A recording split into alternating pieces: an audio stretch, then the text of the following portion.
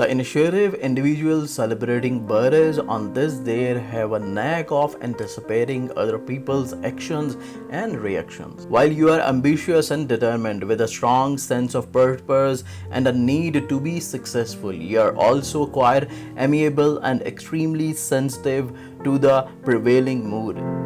In business, you are quick to figure out what the public wants and able to understand what must be done in order to give it to them. Since you go out of your way to avoid arguments and unpleasantness, you usually know the right thing to do or say to get others to go along with your plans and ideas. Those born on June 29 are typically compassionate, home-loving and gracious. Although you are usually put your family and friends first, you know how to make everyone feel welcome. You are helpful and accommodating, but you cannot be pushed too far. When you are upset, you turn sullen and moody. Shrewd in business and finance, your practical side keeps you focused on your material goals.